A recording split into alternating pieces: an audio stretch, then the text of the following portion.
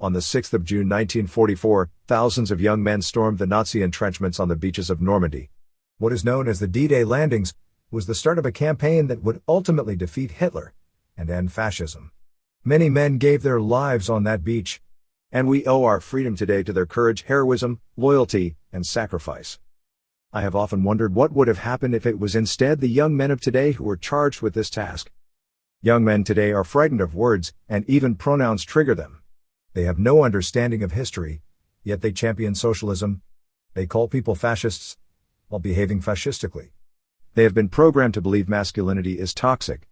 So they have become confused, weak, and emasculated. So, what would happen if they were tasked with securing the world's freedom? I think we would all end up living under fascism.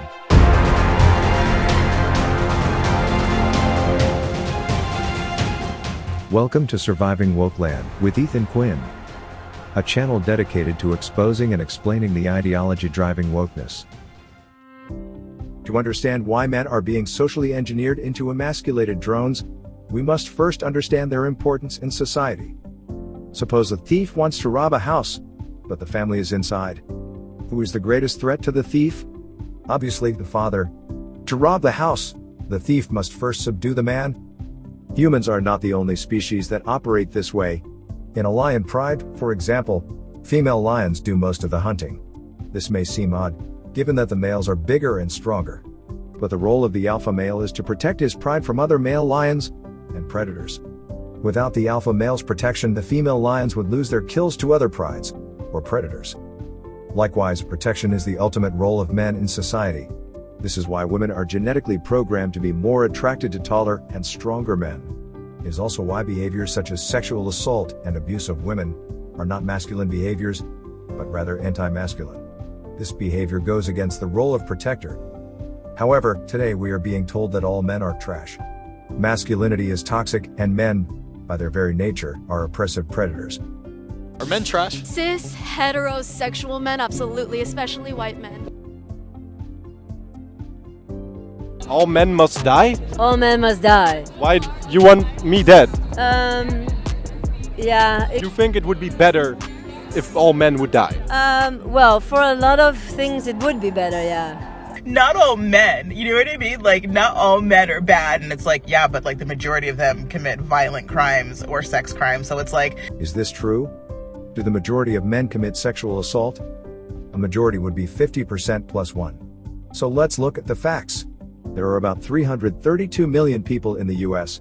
Roughly half are men. That is 166 million men. There are 463,000 sexual assaults committed per year in the US. This is a staggering amount, and every perpetrator should be prosecuted. However, does this represent a majority of men?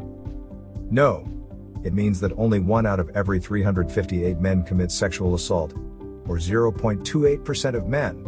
A far cry from the 50% plus 1 needed to claim that most men are sexual predators.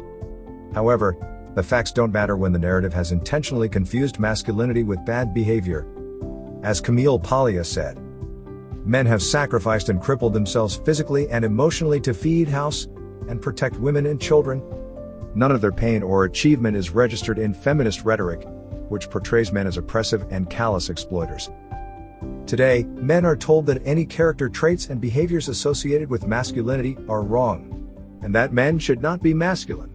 No wonder so many men are confused about their sexual identity and their role in society. At the same time, women are told that female empowerment means embracing more masculine traits and behaviors. In the 1950s and 60s, ethologist John Calhoun conducted what is now known as the Universe 25 experiments. The original purpose of the experiment was to test the effects of overcrowding on society. Still, I think a more interesting observation was the effects of the unnatural realignment of gender roles. Calhoun created a mice utopia, an artificial environment in which mice had everything they could want. The mice were even carefully selected to eliminate genetic diseases in the population. The mice had an abundance of food, nesting material, and even the perfect temperature, along with no predators or problems of any kind. However, the mice soon exhibited unnatural behaviors in this artificial environment. The male mice lost interest in sex, and the female mice lost interest in raising their young, and became hyper-aggressive. Both genders took on unnatural roles, and the effects were devastating. The population of mice peaked at 2,200 and then drastically declined until it was completely wiped out. Calhoun conducted the experiment 25 times, with both mice and rats, and the results were the same each time. As soon as the gender roles changed, society collapsed. The similarities with modern society are undeniable. Men are being emasculated, and women are being defeminized. Society is being engineered into an unnatural state where women behave like toxic versions of men, and men act like castrated drones. And the result is that society is left open to attack. The next question is why? Why are men being emasculated? For the same reason, women are being erased and defeminized, and children are indoctrinated into gender theory. People that are boys, there's people that are girls. There are people whose gender might be a little bit of both, or might even be neither.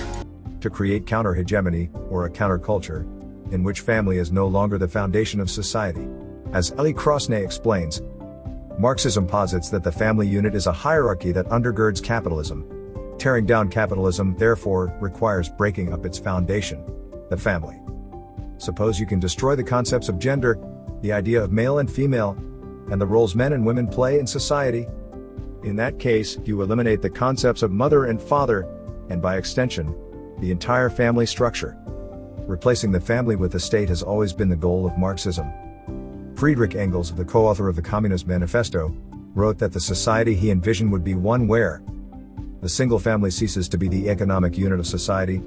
Private housekeeping is transformed into a social industry. The care and education of the children becomes a public affair. In a socialist society, the state is your family, and your only source of dependency. Family will therefore always be an obstacle to Marxism. As Thomas Sowell explains, the family is inherently an obstacle to schemes for central control of social processes.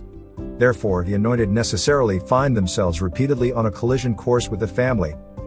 So the question society should be asking is not whether masculinity is toxic, but rather why there is such a toxic assault on masculinity. That is all I have for today. Please like and subscribe. And please support this channel by downloading my book, The Ministry of Truth, How Propaganda Fuels the Culture War. And join me again tomorrow as we learn how to survive woke land together. Until then, this is Ethan Quinn saying, stay free.